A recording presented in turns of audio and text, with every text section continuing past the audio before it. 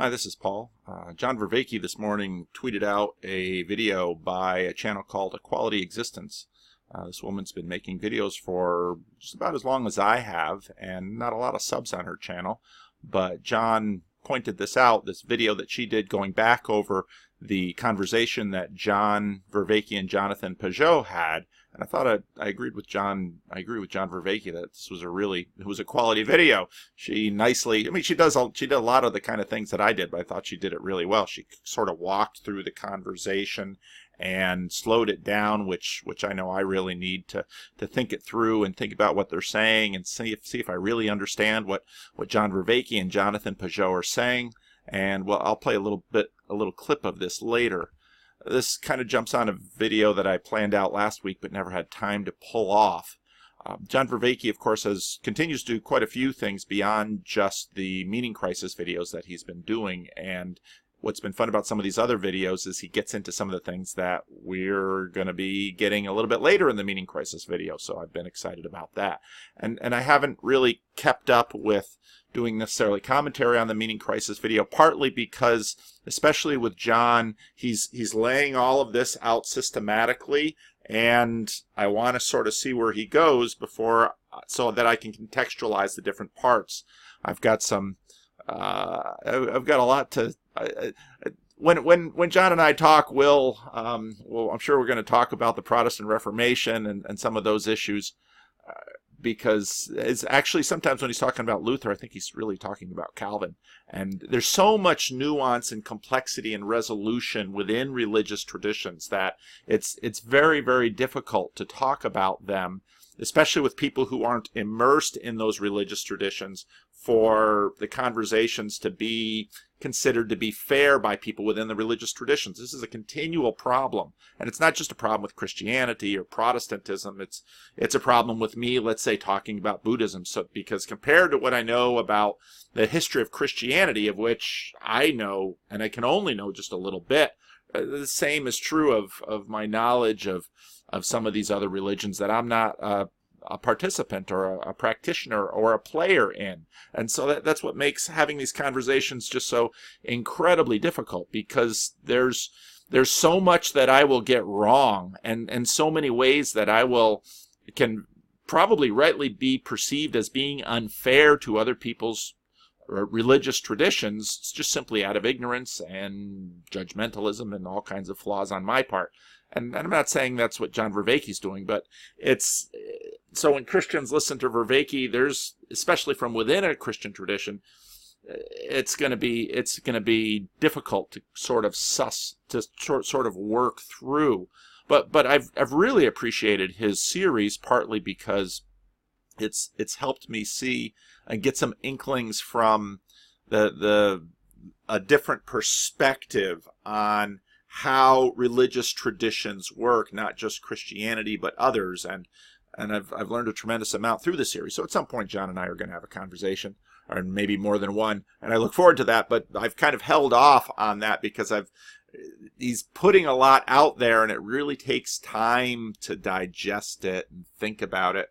And so often I comment on things unfairly because you're getting my first drafts in these videos, and later, upon further reflection, I'll think, well, I probably shouldn't have said that. I think I was probably wrong. But this is what it takes, what it means to have a conversation. He noted that Plato, and I just today posted my conversation with Mark Vernon, and I think some of the stuff that I'll be talking with Mark Vernon about will bear on this, because Mark Vernon knows a lot about Plato. That's what he got his PhD in. There are these interesting transitions that happen, and I'm probably going to have to do a Words That Fudge video on consciousness, because all of these really big words I'm continuing to just wrestle with and try to work through. But of course, Owen Barfield had this idea that fossils, that words are fossils of consciousness. And this is why we read. This is why we read ancient stuff. This is why C.S. Lewis advises people not to practice chronological snobbery, but to read ancient material and to work through different perspectives of seeing the world today in a context that says it values multiculturalism. We so easily simply dismiss the vast majority of cultures that have ever been in the world that have been in the past.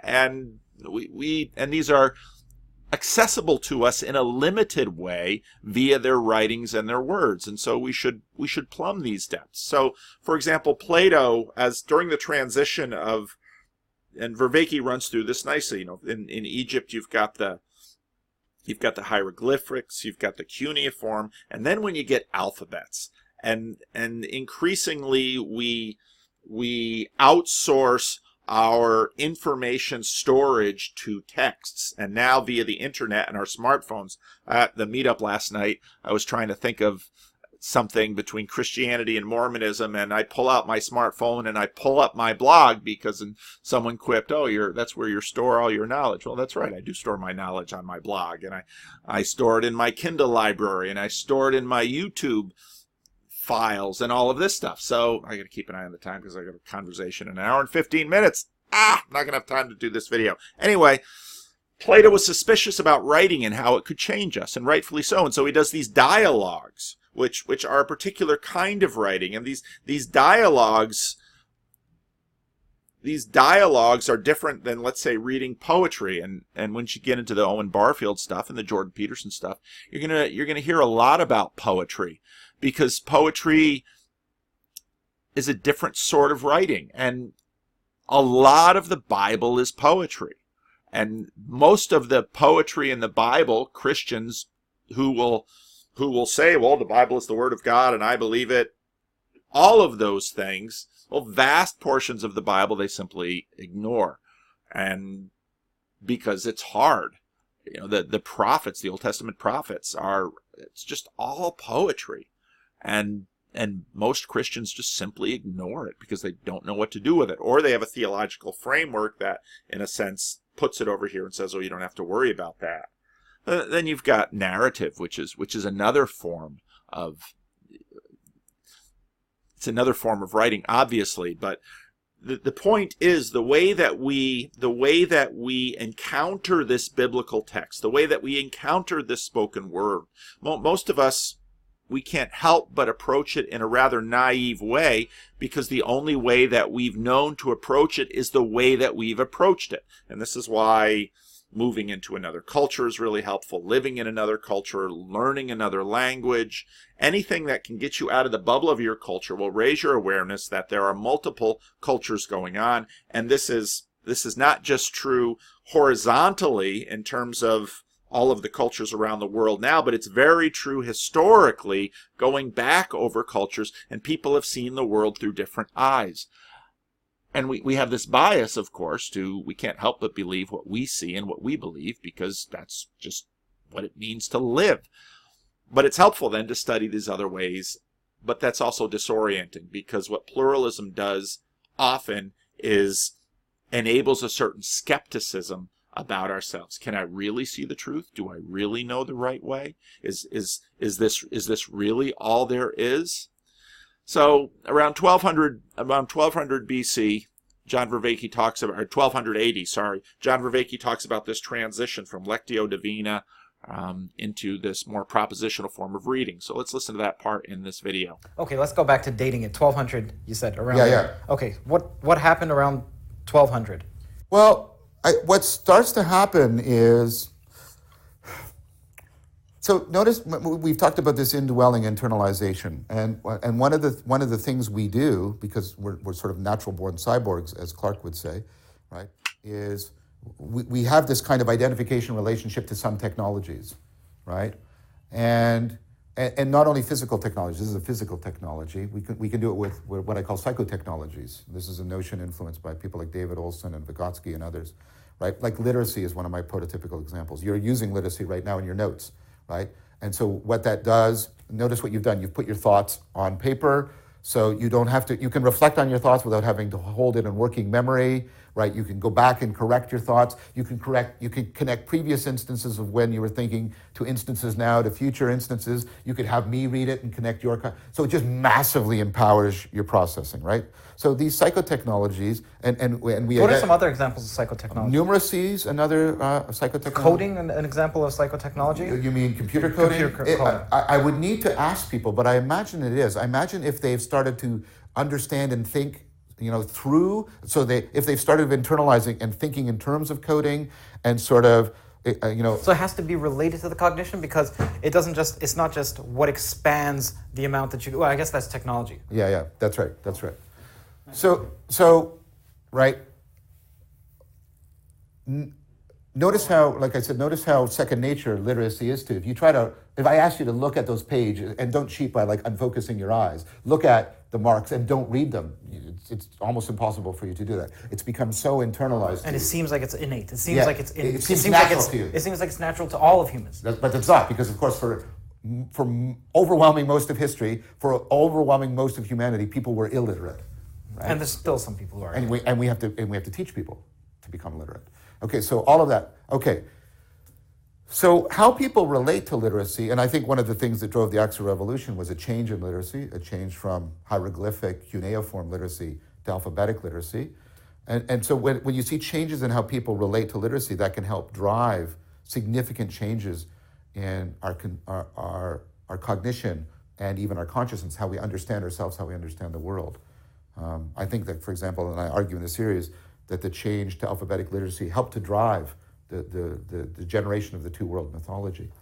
So what I think one of the things that's happening, there's many things, right? One of the things that's happening in the 12th century, and this is an argument I think made by Chetham, but I think he's citing somebody else. I think it's Kahn's. Anyways, the argument is people started to read differently in the 12th century. And what's interesting is I've taught myself to read in the way they read before. This change. So the difference is? So the difference is, the reading that I've learned, it's called Lectio Divina. It's still practiced in sort of... And now this is, when he said that, he immediately caught my interest, because Lectio Divina has become a very popular thing in certain Protestant circles. Over the last 50 years or so, Protestants, in a way, have been undoing some of the Protestant Reformation and rediscovering ancient Christian practices like Lectio Divina, like meditation, like playing around with weekend monasticism. Dallas Willard with his spiritual formation. I mean, all of these things have been making inroads into the Protestant church. One of our sister churches here in Sacramento just did a little seminar in Lectio Divina. It's very, very hot right now in a lot of Protestant groups. And this fascinates me to hear, and so then he starts talking about, what do you mean by these different kinds of reading? Religious and sort of Neoplatonic communities, right? So think about, here's where you probably might be doing it, when you're reading a poem, right? Now you might just read it in your head, and then what that tends to get you thinking is that, the ideas and the meaning are in your head, and you think of it largely propositionally. But what you should do, and in fact, if you've had a good teacher of poetry, is poetry should be read aloud, right? You should read the poetry aloud, because you're trying to use the meter and the rhythm, right? And, some poets will even use the graphic shape of the poem. So you're trying to use all of this stuff around the proposition to trigger these other aspects of knowing.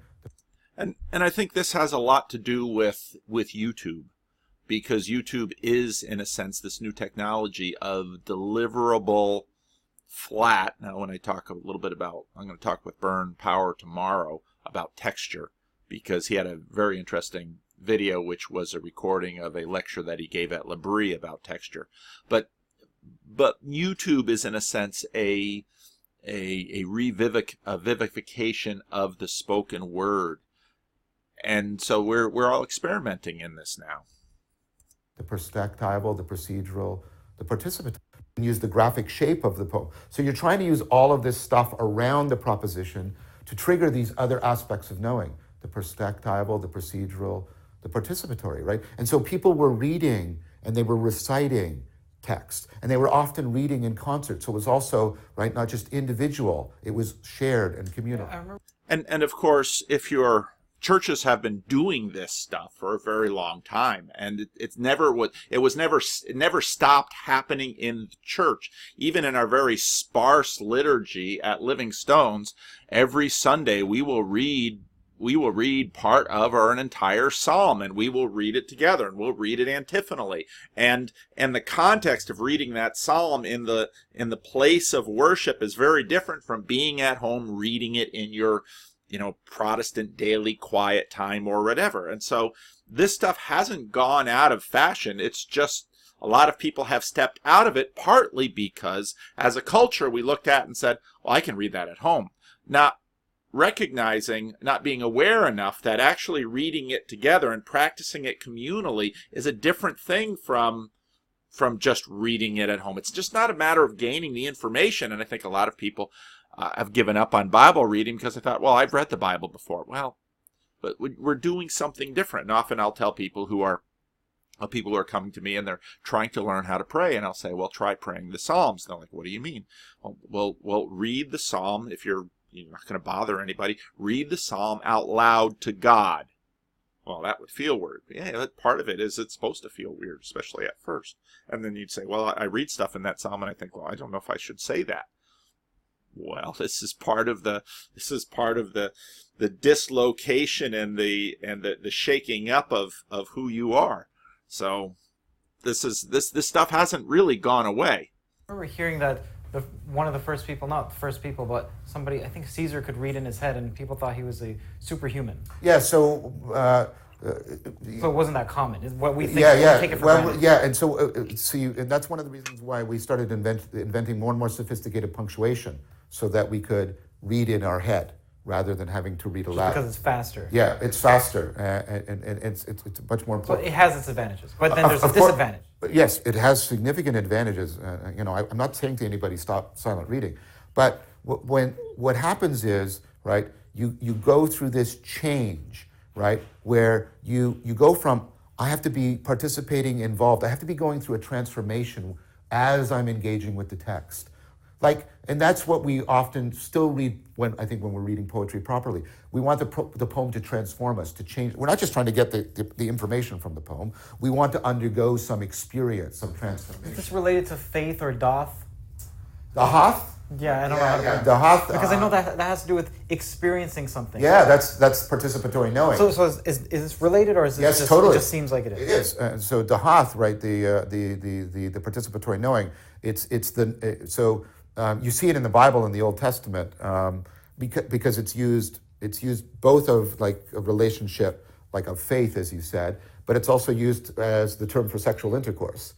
Because in sexual intercourse, you become intimately participatory with another human being. You're actually conforming, and there's deep perspectival engagement, right? And so, that knowing by loving, by having a loving interaction with something. Notice why that makes sense. When I'm involved in these loops, remember we did the addiction and it gets narrowed? Mm-hmm. Well, love is the other way. Right? What love does, even when you're loving an object, if I put it that way, right? And Aaron showed this in his work, this mutually accelerating disclosure. So what happens is, in addiction you get the reciprocal narrowing, but in love you get the reciprocal opening up. So you get what I call reciprocal realization. I start to realize more about my partner, right? And that allows me to connect more deeply to her. Who started this idea? You said it and you gave a name just now? Which one? That love opens up. Pointing to, the idea of it being mutually accelerating disclosure is a researcher his last name is Aaron. I think the idea goes It's just interesting, that's why I'm... No. I think the idea goes back... I think people would want to research it. Yeah, I think the idea goes back to Plato, ultimately. Because Plato sees a deep connection between love and wisdom. And the process that Plato talked about as anagoge is this kind of reciprocal opening up, right? His idea, when I look at beautiful things, that sort of transforms me and makes me a more beautiful person, which then allows me to see deeper and more profound aspects of beauty. That then, sort of beautiful. And what happens is it opens up, and that's what happens when you're in love with somebody. You're getting to the depths of the person, and that affords them getting to the depths of you, and you sort of reciprocally realize each other in very powerful ways. Okay. So what happens is people go from, if you'll allow me to extend this, people go from reading the text in a loving manner, okay, to reading the text in a purely propositional, inferential manner. Now, this very much happened in the history of Christian theology. And when you get to, part of what happens in the West is that the vision of science and I would say the acquisitive spirit by which we attempted to grasp onto science, theology looked at that and said, we need to keep up with this knowledge arms race.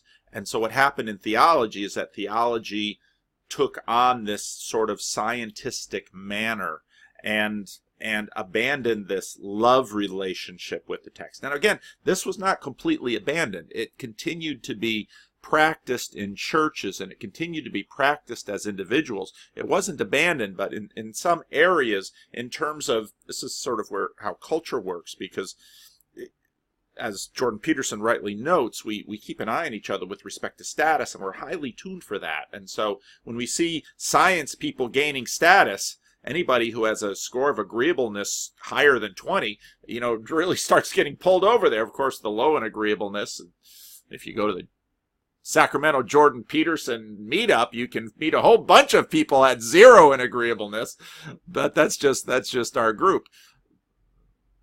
But again, one of the benefits of religious traditions is that they're highly conservative, and you might say, well, that's a problem. Well, it isn't. It isn't a problem when we, for very bad reasons, just start jettisoning a whole bunch of stuff that older generations knew was valuable. We've lost the understanding of why they're valuable, so we simply jettison them. Now suddenly we realize everything that we've thrown away. How is it reading in a loving manner if you read it out loud and you have the cadence and you try to get into it? How's that loving? Because what you're trying to do, you're giving it time. Time and love are deeply connected because time is life and giving life is love.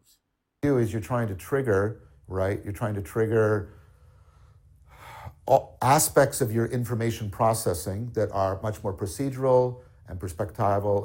Because you're listening. This is like the difference between reading a script and then acting out the script. Exactly. And it's why, and I tell people this all the time. I was telling my son this other day. In fact, my older son was telling my younger son, don't read Shakespeare. It won't make any sense to you. You have to go and see Shakespeare. You have to go and you have to hear them and see them acting and moving around and see how the words are connected to their characters and their identities. And then Shakespeare makes all this deep sense to you. Now, does this only apply to poetry? Or like if you're reading a nonfiction book, so The Shallows right there, or What is an Emotion? Yeah. Are you going to act that out, and do you gain something from that? Well, it depends. Obviously, you lose speed. Well, it depends what my project is. Again, this all goes back. What are my goals? What's the task? What's the set of problems I'm trying to solve? Right? I think some philosophical texts should be read in this fashion. I think there's a good reason why Plato wrote in dialogues, as rather than just in a simple. Yeah, I've always found that strange. Yeah, because he's trying to trigger the perspectival, right, and the participatory. And he's trying to put you into the kind of knowing that would allow you to indwell the dialogue and internalize Socrates. And what's interesting is we don't know that Plato knew he was doing that necessarily consciously. Maybe he did, maybe he didn't. But this is what we do. We, especially when we practice things from the past, we don't know why we're doing it. And we had a phase over the last 100 years or so when if you couldn't say why you're doing it, then there isn't a good reason. And this idea has been stuck in our culture. And it's really an idea that has to go. And I'm not saying we shouldn't think critically and examine, but just not having an idea is sometimes not sufficient for casting something out. Now, let's go back to it. People start reading differently. And so this starts to come to the fore. The idea that I can get information without having to go through transformation. Okay? And you say, okay. That's really important. I can get information without going to transformation. Now, I'm going to have to probably this week make another video on Jordan Peterson and his believing in God thing, because he did a longer thing on that, and I posted a little something on Twitter, but I want to dig into that because what Peterson in a sense says there is that I shouldn't say I believe in God because I have not been transformed by God, according to this image that Jordan has about what God is. So that, what John Vervaeke said right there, is critically important. So I'll play it again. Who cares? Okay, and this starts to come to the fore. The idea that I can get information without having to go through transformation.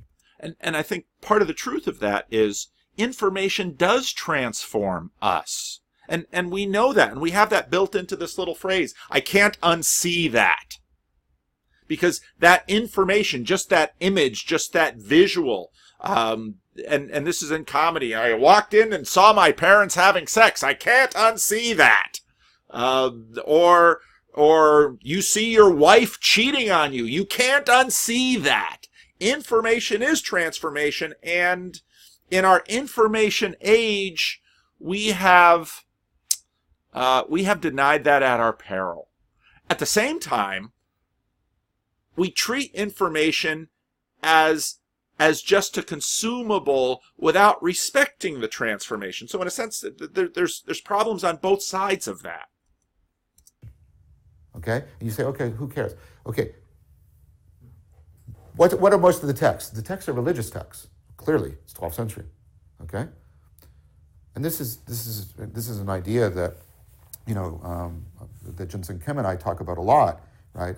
And I owe a lot to him about this, right? But it's also in Kanza's work and Chetham's work, right?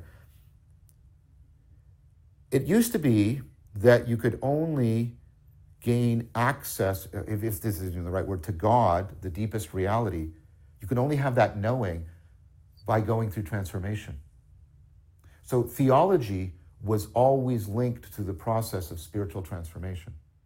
And this, what he said just right there, is key, because one of the things that happened when theology decided it wanted to be a science, just like all the other sciences, is it destroyed that link. A couple of years ago, one of our pastors, a pastor over in Davis, said, "I want to start a semestary." And so, what do you mean you want to start a semestary? Because throughout the history of the church, pastors have been trained within the church. And what happens after the Reformation, a ways after the Reformation, is that pastors get trained in schools. Now, it's important to remember that schools used to be monasteries in a sense. And so this relationship between knowledge and God has been a very complex one throughout history. But, what he said right there is crucial in that. That knowing by going through transformation. So theology was always linked to the process of spiritual transformation. But what starts to happen is I can do theology, I can generate propositions and beliefs about God without having to go through any transformation. So theology gets divorced from self-transcendence. Around the year 1200? Yeah, that's when it starts happening. Why? Because the reading is changing. Okay. And the reading changed because?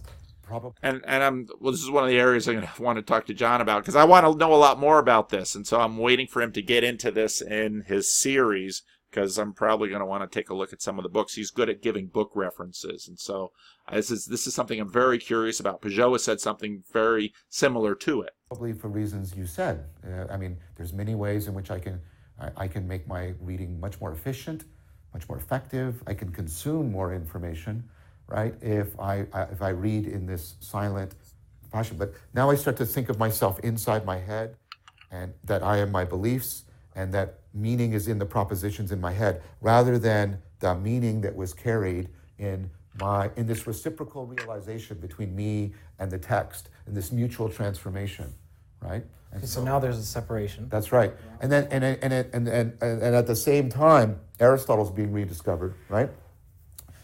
And so Aristotle is, like, to the ancient world, he's science. He literally writes all the books on science, like literally, right? And so when Aristotle's being rediscovered, you've got all this scientific knowledge that's coming in, and it can't be ignored by the Christian church, right? It can't be ignored because of the authority they give to the ancient world.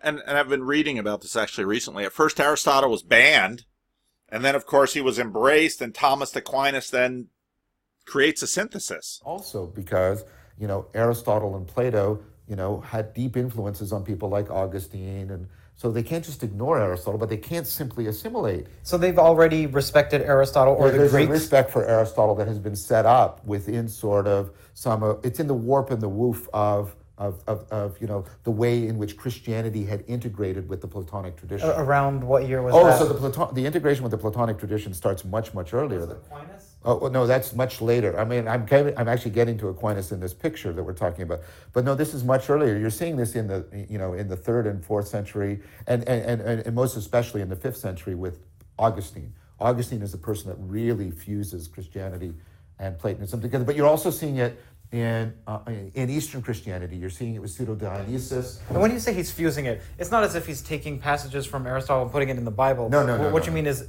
he's respecting their line of thinking and then applying it to the Bible? Yes. So, in fact, Augustine famously argued that he could not have become a Christian until he was exposed to Platonism, because Plato's way of thinking about like the upper world, right, the Platonic way of thinking, like the idealized world? Yeah.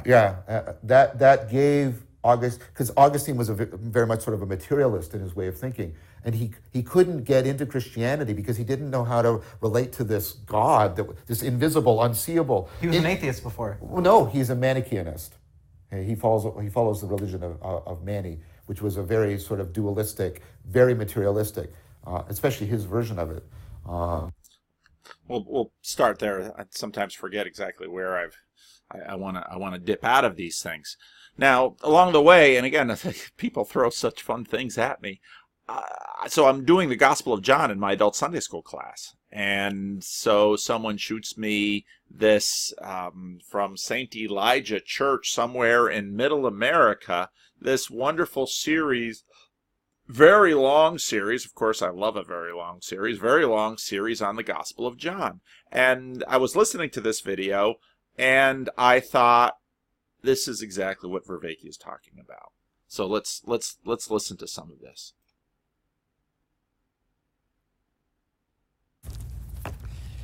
The ancient church used the word Passover. The word Passover in Hebrew is Pesach.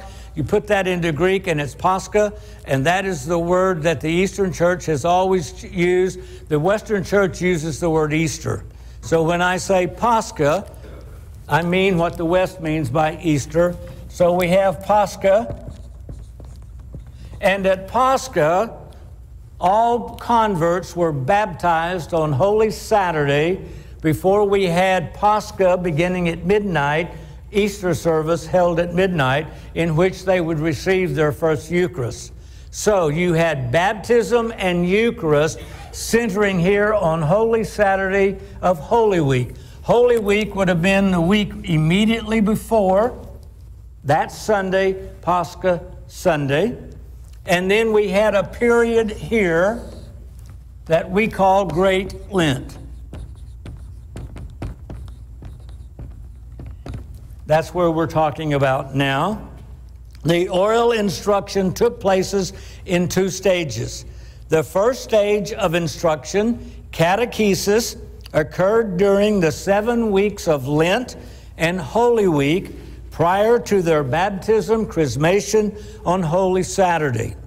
The catechumens were called photizomenoi, to be enlightened ones, photozomenoi. After their baptism and first Eucharist, the newly baptized were called neophotistoi, the newly enlightened ones. They now entered the second stage of instruction, mystagogy. So here is Pascha, all of this catechesis, learning the story of Christ, from his baptism all the way up to Holy Week. And then here, getting baptized and receiving the body and blood of Christ at Eucharist is now going to be followed on this side by mystagogy. mystagogic instruction up to the day of Pentecost, 50 days after Pascha. Now, it's important to note that this, and he's going to talk about the Gospel of Mark, and then Matthew and Luke, alongside with the Gospel of Mark.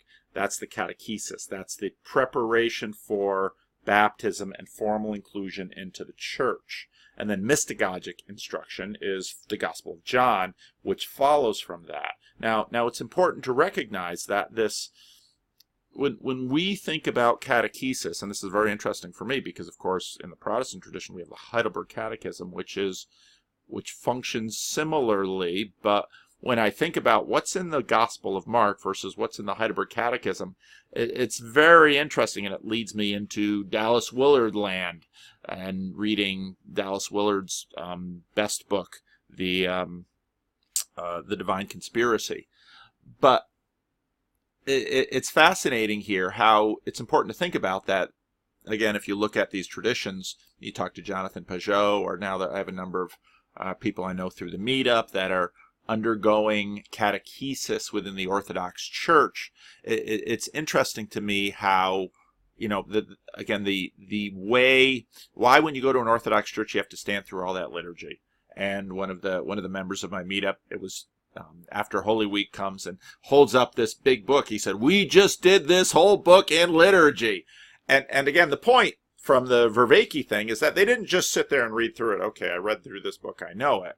It's a different kind of knowledge. As a community, you're standing up there, and again, when in an Orthodox church, or you're within this building, and you're within all of this. And actually, Jonathan Pageau goes into this in the clips that Quality Existence plays of that Vervaeke Pageau video. So I very much recommend listening to it. It's a nice way to kind of understand that Vervaeke Pageau interview that happened. And so Jonathan Pageau says, I want to get into this place, and I want to be surrounded by this. I want to get immersed in this. I want to be in the story in this way.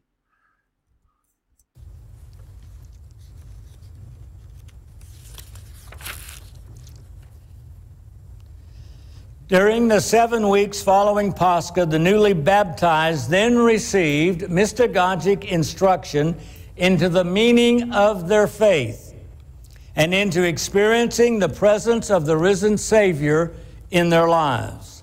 Now listen to the language here, okay? Into the meaning of their faith, into experiencing the presence of the Savior in their lives. How are they going to do this? They're going to do it something much more similar to Lectio Divina. Not exactly, because obviously Lectio Divina, especially within the Western tradition, has a specific understanding, but the same technology is going to be used. The ancient mystagogic instruction of the church is found in John's Gospel. The synoptic Gospels grew out of the Lenten catechesis of those preparing for baptism. The synoptics make sure believers know the story of Jesus. John's mystagogic gospel grew out of the mystagogic instruction of the newly baptized given between Pascha and Pentecost. The mystagogic gospel takes believers into a deeper understanding of the resurrected Jesus who is present in our midst today. John created a mystagogic gospel that allowed his listeners to participate, enter into, and experience the one who is truth itself, the truth that is the gospel. You see, there is no past tense to the resurrection. The resurrection is transformative. The risen Savior still opens the eyes of believers to understand the Scriptures. Jesus was not an add-on to the ancient Israelite story. He is the story all along. Now, some of you who are Protestants and listening to this, I'm not going to do it right now, but I could pull up Tim Keller quotes that say nearly the same thing. C.S. Lewis quotes that say nearly the same thing. The point of the resurrection is not as, and again, I got to be careful with this, Jordan Peterson and Sam Harris focus on, well, maybe did Jesus rise from the dead? And again, if you've listened to any of my videos, you know what I believe about this, and you know what I believe about the importance of this, about the physical resurrection of Jesus. So don't take what I'm about to say as anything taking away from that. But that event, the importance of it is not in fact exhausted by the event. That's part of Christian theology. In fact, Christians lived within the resurrection. That's what happens in Christian theology. And so, and this gets into, people would sometimes ask me, well, even if Jesus rose from the dead 2,000 years ago, so what? If I can't lay my hands on him now, and if I don't see him, turning water to wine, if I don't see him stilling a storm or walking on the sea, I don't care. That's a framing of reference, a framing of the world that, well, like many of our frames, we can't see it. It's the frame within which they live. But my point here about what he just said about the resurrection is this isn't something that only the Orthodox Church believes. This is common to, this is mere Christianity. The things written in the Old Testament are about Jesus. Now that some of the dispensationalists, I think, wander off the trail on this, Mark, but the understanding of the Old Testament that he just asserted, the Orthodox Church believes it, the Catholic Church believes it, some of the older Protestant churches believe it, including my tradition. And again, I can pull up plenty of Tim Keller sermons where he basically says what Jesus does after the resurrection is open their eyes to the Scriptures. That's what the resurrection does. Even as Peter took his stand with the apostles on the day of Pentecost, John took his stand with Peter and Paul, Matthew, Mark, and Luke, and proclaimed the gospel shared in common within the church. You search the Scriptures, for in them you think you have eternal life, and these are they which testify of me. But you are not willing to come to me that you may have life. John's gospel is not a book to be studied. John did not write more Scripture to be searched. It isn't the words on the written page that give life. John's gospel is mystagogic. It offers the opportunity to enter into and experience the very things being described and discussed. Now, there is value in reading John's gospel piously, just reading it. And there is value in reading it academically. But for those desiring to enter into the fullness of this gospel, and for those asking for more than what they have, Jesus still says, come and see. John's gospel is mystagogic. He offers a journey to be taken, a journey to see Jesus. 2,000 years later, hungry and thirsty people still come saying, Sir, we wish to see Jesus. The experience and illumination gained remain ineffable and cannot be quantified or reduced to academic conclusions or literary documents. Right there. What he said right there is really important. They remain ineffable. Now, what does he mean by that? In a sense, what he's saying is that you can't take this and exhaust it with words, all right?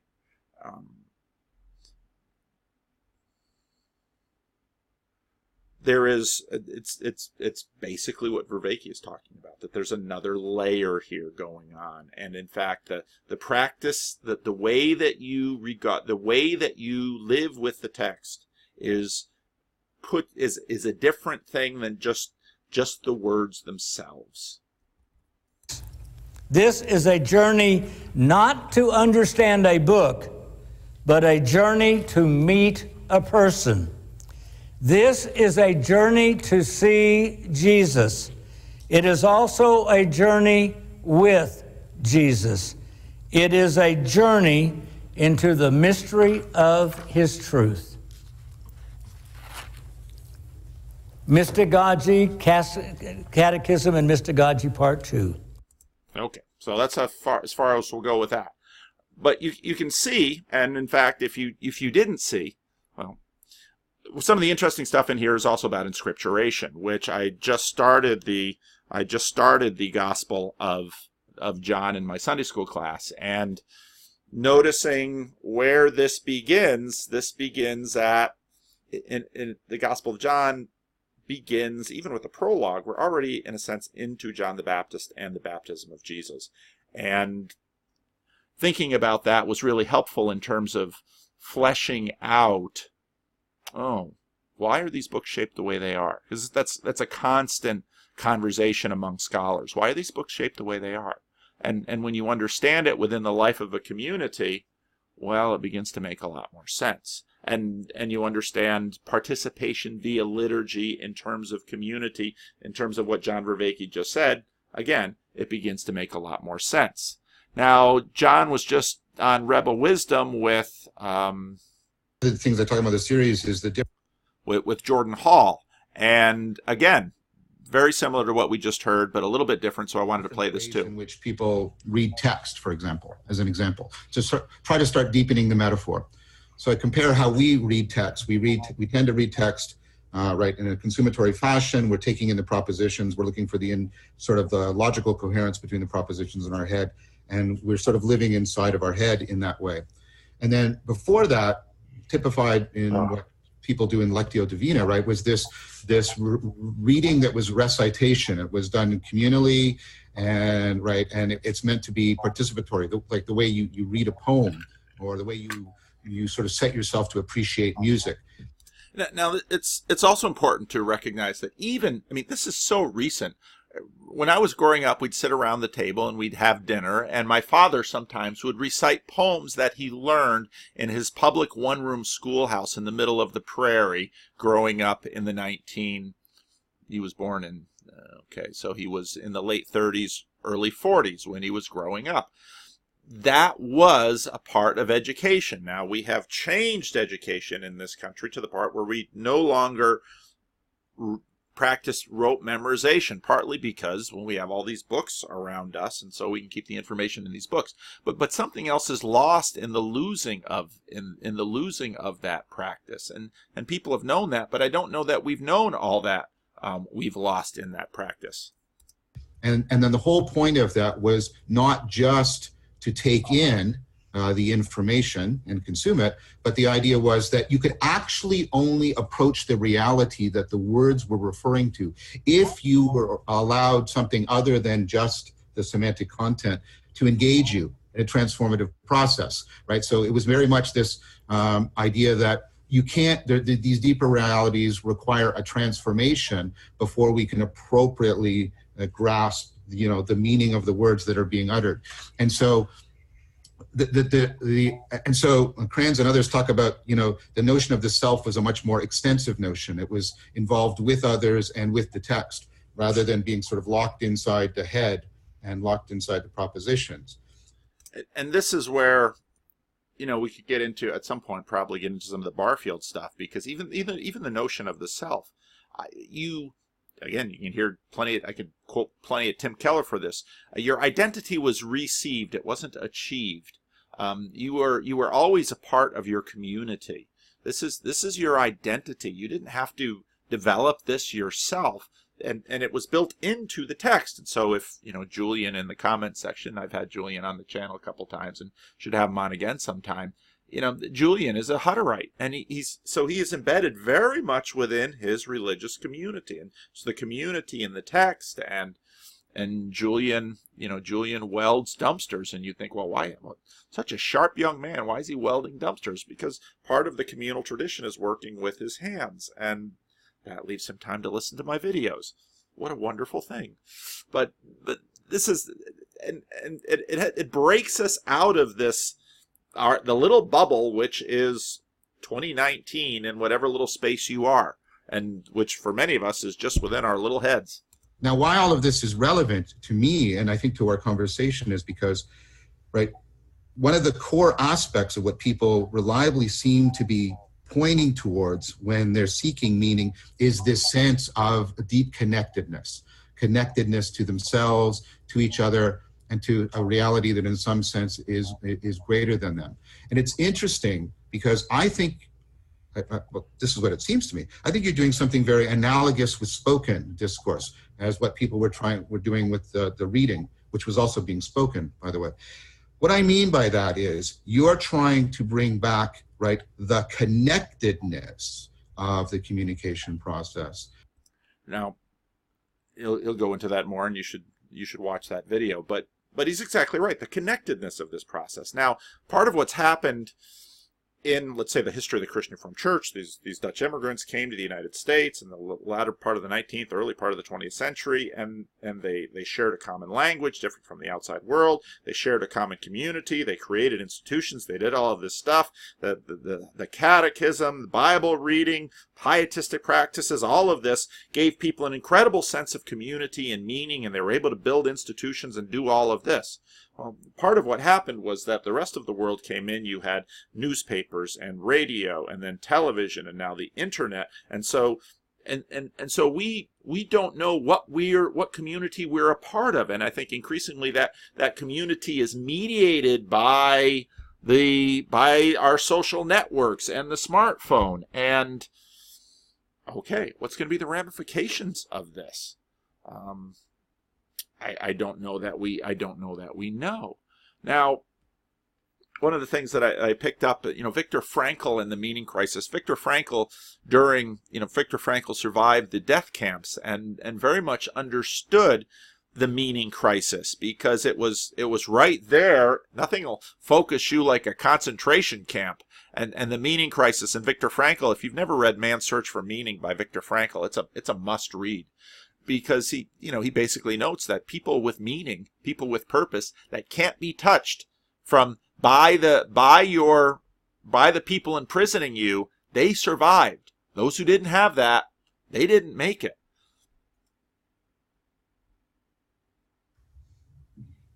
Bringing to a very narrow path, a very narrow window, which is for us to make it as a species through the exterior aspects of the crisis that we find. Now, Jordan Hall and John Vervaeke were talking about threats that threaten us, that we're, especially in this kind of media context we have, and there's been a lot of attention paid to the media context because we're increasingly aware that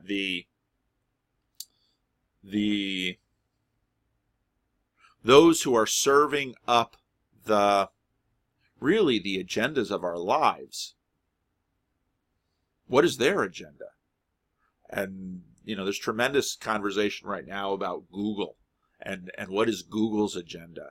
And Google's just been kicked out of the Pride Parade in San Francisco because the organizers of the Pride Parade don't believe that Google is sufficiently down with their program because they haven't clamped down on Crowder and others. And so, all of this is going on. And so you have the question of what community are we living within? What, in fact, are the existential threats that we face? Because dependent on the frame here, whatever your frame here, that will determine what you respond and how you live. We must, as individuals, first make it through the interior crisis of becoming transformed and to be allowing ourselves to be intimately and vulnerably transformed by the reality that is in fact simply there. And I liked Jordan Hall's phrasing here because he nicely showed the connection, which is so often lost, between the interior and the exterior. That be transformed by the renewal of your heart, the Apostle Paul says in Romans 12. So, well, we're gonna get into that in a minute. And to be in relationship with it, with nothing between us and it, so that we can at long last respond to what is really happening and discover in ourselves that capacity to be responsive to what is really happening, which is such a funny thing. Like, it's literally right there. It's right in front of us. It's at our hands. It's really a choice to be able to reach out and grab the response to the meaning crisis. Now, of course, you're going to have the question, well, how do we know what the real threats are? Because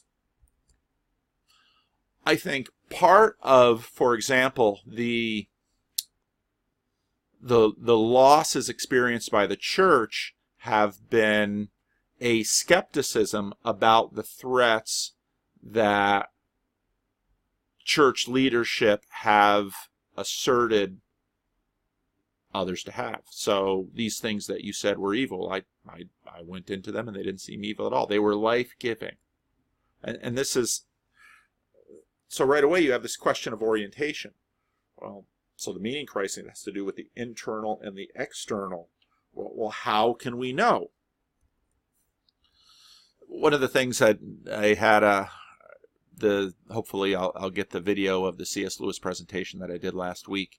But one of the members of our meetup was in the car with us and sharing, he's using Sam Harris's meditation app, and I was very interested in this, because what you learn with the meditation app is you learn to practice a psychotechnology, and it's been put on your smartphone, and you can learn how to meditate. And what was interesting to me is, okay, when do you deploy this? Well, we deploy it when we're experiencing stress or anxiety, or something is upsetting us, and we want to be zen, and it's like a pocket superpower, and you can, once you get trained in accessing a certain level of, now again we got this fudgy word, consciousness. Once I enter this realm of consciousness, then when I might instinctively be reactive, now because of this new pocket superpower I have, I can go into a Zen state and I cannot be reactive. And now I think a lot of that is good, because certainly we are suffering from a whole lot of reactivity all around us that is dealing with violence and all sorts of things. And one of the things that Viktor Frankl noted in the meaning crisis that he was pointing out, in the mid-century, was, three major societal ills: aggression, addiction, and depression, and we would have to add anxiety to that. And so then it's a powerful thing, and we look at it as, well, this is a good, if I can just, I have this pocket superpower where when I feel myself getting anxious, then I can go into a Zen state. When I feel myself getting reactive, then I can calm down. It doesn't answer the question, though, because there's sometimes you should be reactive and sometimes you shouldn't. And you certainly need the capacity to be covered with buttons and have the world pushing them. That certainly you don't want to be. But when do you need to be? When do you need to react, and how?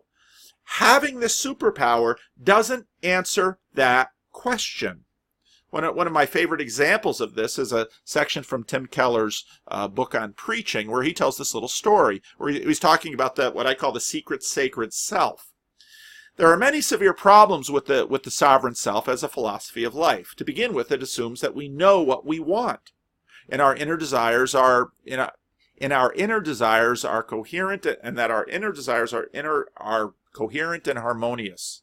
Modernity tells us to discover your deepest desires and to fulfill them, but our deepest desires often conflict with one another. A desire for a stellar career will often be in conflict with the desire for a particular relationship, and our feelings constantly shift.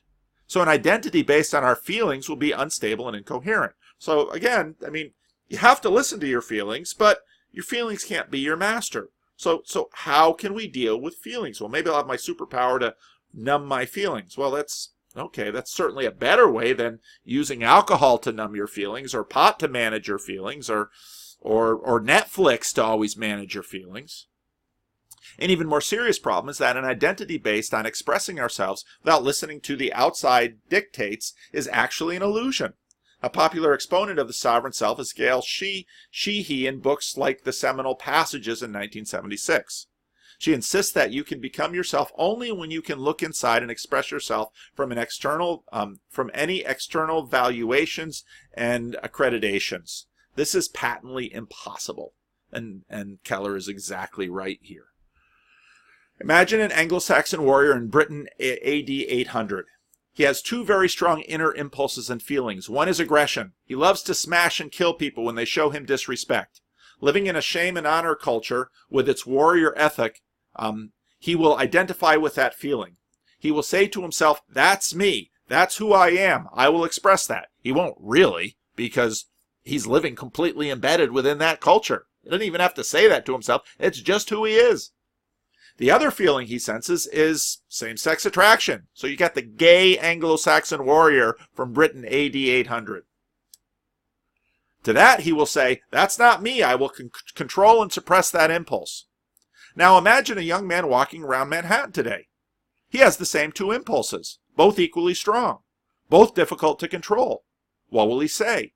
He will look at the aggression and think, that's not who I want to be. And he will seek deliverance in therapy and anger management programs. He will look at a sexual desire, however, and conclude, that's who I am. What does this thought experiment show us? Primarily, it reveals that we do not get our identity simply from within. Rather, we receive some interpretive moral grid, lay it down over our various feelings and impulses, and sift them through it. This grid helps us decide which feelings are me and which should be expressed, and which are not and should not be expressed. So this grid of interpretive belief, not an innate, unadulterated expression of our feelings, is what shapes our identity. Despite protest to the contrary, we instinctively know our inner depths are insufficient to guide us. We need some standard or rule from outside to help us sort out the warring impulses of the interior life. And where do our Anglo-Saxon warrior and our modern Manhattan man get their grids? From their cultures, their communities, their heroic stories. They are actually not simply choosing to be themselves. They are filtering their feelings, jettisoning some, and embracing others. They are choosing to be the selves their cultures tell them they may be. In the end, an identity based independently on our own inner feelings is impossible. The reality is that we can no more bestow dignity on ourselves than identity. In fact, they go together. In The Need for Recognition, Charles Taylor quotes Gail Sheehy's book and her counsel that we must not care what others think, but that we must bestow the verdict of significance on ourselves. Taylor argues that this, too, is an impossibility. You cannot get significance through self-recognition. It must come in great measure from others. This is why we need community.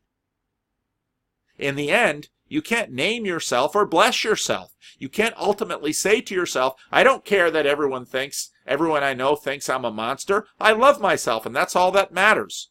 That would not convince us of our worth, unless we were mentally unsound. We need someone from outside to say we are of greater worth, and the greater worth of the person telling us so.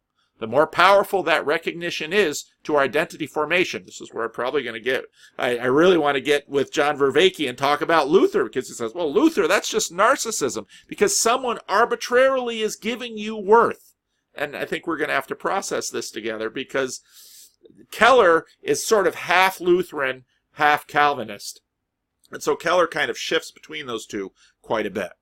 So if we try to authenticate and validate ourselves, we place ourselves in an infinite loop of delusion that will lead to either narcissism or self-loathing. So actually Keller and Vervaeke have some of the same concerns about narcissism.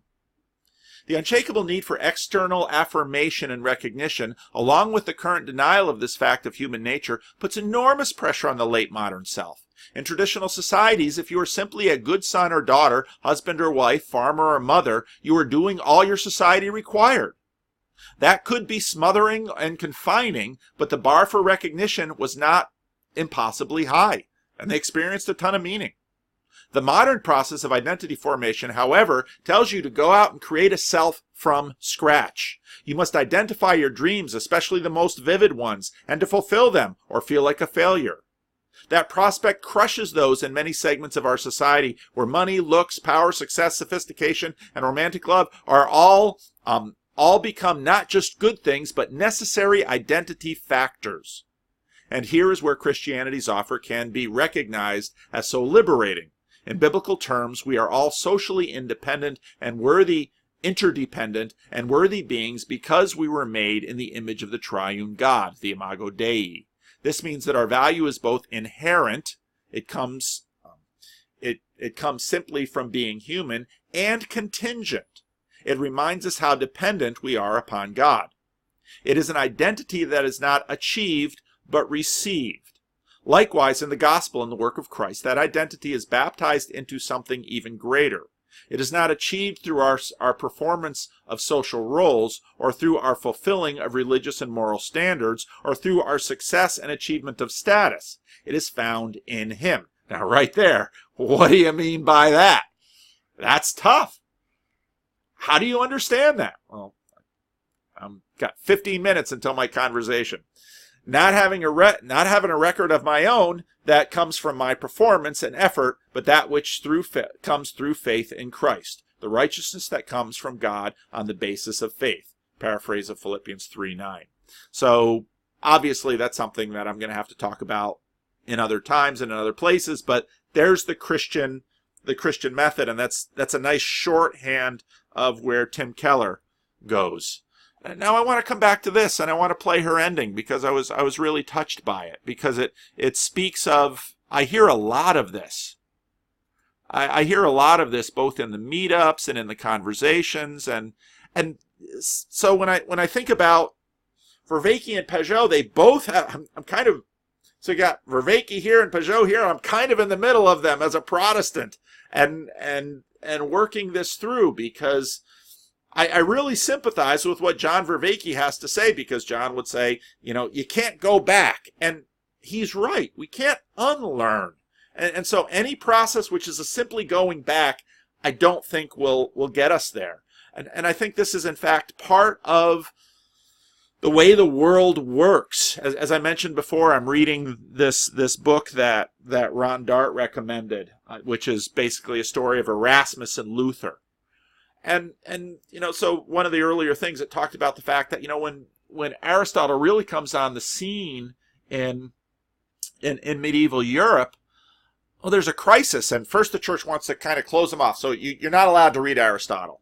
Yeah, but that just makes all the scholars really read him, so they're reading him secretly. So then they open it up, and then, of course, you've got Thomas Aquinas doing a synthesis of Aristotle, and it becomes the doctrine of the church. And then you get to Galileo. I mean, Galileo gets in trouble for defying church teaching, but it's not biblical teaching, it's Aristotelian framing of the universe. So we can't simply go back. But I don't think before us is just blue skies either. There is, in fact, a reality, and the goal is to get in touch with reality. And obviously, I'm a Christian minister. I lay my cards on the table. But when I listen to, I don't know her first name or her last name, but when I listen to her talk, I really sympathize, because a lot are coming to me saying similar things. So let's hear what she has to say. Vervaeke indicates a need for communities, which he calls wisdom institutions, to be created where people can come together and cultivate anagoge. This may also consist of classes or dharma talks, let's just say. Pageau sees the breakdown and resurrection of meaning already built into the grand hero narrative of Christianity, and that Christianity descends and is reborn. We continue to follow the rituals, and this is the true difference, I think, between Jordan Peterson and Vervaeke, which I got this wrong last time. I said that Peterson was ritual and Vervaeke was experiential. But what it seems like is that the ritual is important in both regards. One, to induce anagoge, the other to embody the narrative. But there's a lot of... Now, anagoge, of course, and I think she lays this out beautifully. You should watch the video. She's only got 85 or 100 views on it, so let's give her a few hundred, folks. Encourage her, because she's been at this a long time, and she hasn't got anywhere near as much encouragement as I have, and she's basically doing the same thing. She's working stuff out. But the anagoge is the leaving the cave. Well, that means leaving the cave and I get this new watch, and if I sit too long, it tells me to do stuff, and I started talking with my hands, and now it says, good job, you've done your exercise. I guess I got my heart rate up. But leaving the cave, but you leave the cave out into the real world, and the difficulty that we have currently, partly because of pluralism, is we don't know what the real world is. And so, of course, we've got science, and now we're seeing that science has left out the subject, and you can't leave out the subject without leaving all of us behind. That's more or less the point of everything that I've said about the monarchical vision. Once you imagine you've achieved it, you've already contaminated your clean room, because of course you've brought subjectivity into it, because how couldn't you? And that's the point of the Jordan Peterson, Sam Harris talks. So we want to leave the cave. Well, how do we leave the cave? Well, what is truth? Crossover in these two, which makes it so interesting. So I think the difference, I think something that comes up for me is that Peterson is a deeply religious person, or so he has said this, but he can't 100% believe in God. He can't connect there, whereas Pageau does, and Vervaeke declares himself as secular. So it's interesting. I've had this dilemma myself. I characterize my own spirituality as complicated, and I suppose by complicated you could say I am, as Vervaeke and Peterson indicated. Oh, that she's got Sigmund Freud looking over her shoulder. Complicated, you say? Religion? Experiencing a meaning crisis myself. I want to be deeply connected to that real world. I've always referred to it as the noetic dimension, or the spiritual dimension that Viktor Frankl refers to. But I have a hard time actually having an embodied understanding of God. You know, a belief in God is, if you will, in any kind of traditional sense. I feel like I'm suffering from that same barrier because I want to, but I can't get there all the way in a Christian sense. And maybe this is just because I've been raised in the time I have been. I think that has a lot to do with it. Yet when Carl Jung was asked, do you believe in God? He says, no, not believe, I know. And somehow that resonates. I do have this feeling that knowing that is outside the realm of any previous understanding I have of religion. Maybe I believe in God more as Tao, as a force in the universe that is absolutely constant and absolutely dynamic at the same time. Very important, I think.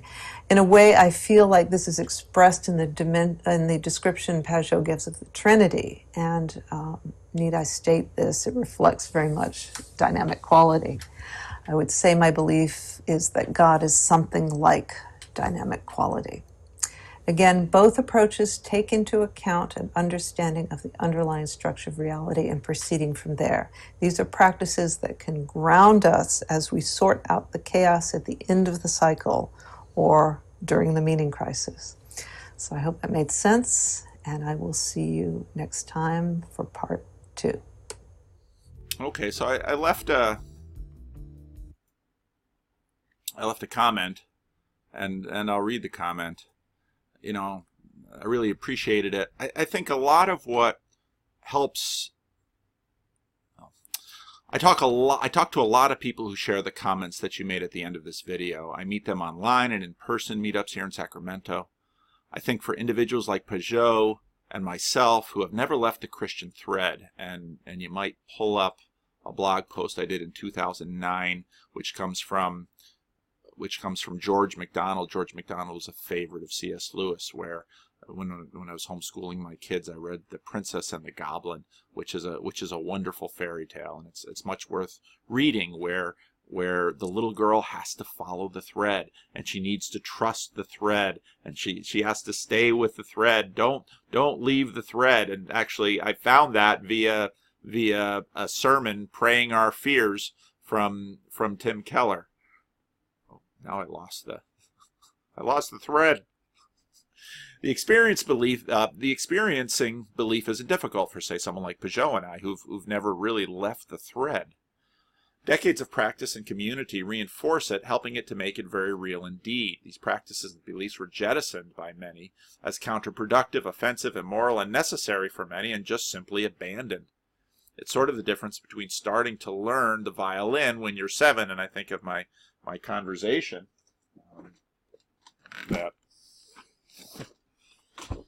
about the violin, my conversation, learning the violin when you're 7 and having to pick it up when you're an adult. As a Christian, I don't see that as an insurmountable obstacle, however.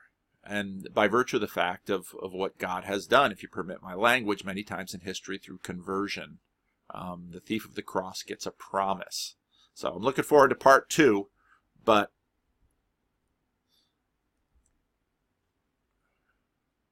so, I resonate with what she says, and folks are looking for the truth. Last night at the end of the meetup, I had a really good conversation with someone who came in. He both came to the C.S. Lewis Society, and then he came to the meetup, and he's an atheist, and he sort of identifies that way, except he doesn't like all the ways that atheists are getting identified as now, sort of like Christians. But so we have this meetup at church, and I know some of the negative comments in the introduction to meetups video that we did. We sit down and we have meaningful conversations. And we talk about these things. I think that's what we can do to help each other, is to talk about these things, to share ideas. And one of the things I really like about both Jonathan Pageau and John Vervaeke is they both have the capacity to talk to people different from themselves, and it doesn't boil down into just some nasty little spat. To be able to both be open to listen to others, and yet to have an identity, and to explore together. That's really what we need. This foe is beyond us. Just this morning, Ed Stetzer posting a thing from Christianity Today. The Southern Baptist Church is having their convention, the Southern Baptist Convention. And, they're losing half of their kids. This is part of the meaning crisis, and what I tweeted out. I don't think the church recognizes this as a part of a much larger cultural situation. It thinks it can improve performance with pizza, smoke machines, and more empathy. This challenge runs far deeper than cooler, hipper, and woker. And tomorrow I'm going to do a conversation with Bern Power again, and we're going to talk about texture. And one of the things that Bern was talking about texture, and he recorded a thing that he gave at L'Abri about texture, and you're thinking, in this whole meaning crisis thing, we haven't even talked about texture and how deep that goes. When feel is the primary substitute for think that we use, well, feel is about texture, and I forget the word that Vervaeke uses. I can't pull it up at the top of my head, but just like we close our eyes and we use all that machinery to see with our minds. We hold our hands in and we use all the same feeling machinery. We've got all of these nerves all over our body, and we use that to feel our way through the universe. This foe is beyond us. We are not going to think our way out of this. Which leads me to, I've got 2 minutes. How can I be saved? Well, what do you mean by saved? Saved is a fudgy word. I think it has to do with all the layers. I like Jordan Peterson's Pageau eschatology. It has to run all different ways, and C.S. Lewis gets into that. Saved from what? I need to be saved from everything, and I can't do it. It has to be real beyond my understanding of real. I'll never figure it out deeply enough in my little lifetime. I'm 55 years old, and walking home today, I could get hit by a car, and bang! That's it for you, Paul. Unless, of course, as I believe as a Christian, this is just the beginning of a much larger life. It's a tremendous thing to be able to believe in. And what's interesting is it's just been sort of dismissed out in the world. And I think we threw that away in exchange for what? Pride? It's something I can experience, but it's not merely a personal experience. It can't just be me. Well, I guess that's my altar call. It's time to talk to folks. So, enjoy the video. Leave a comment.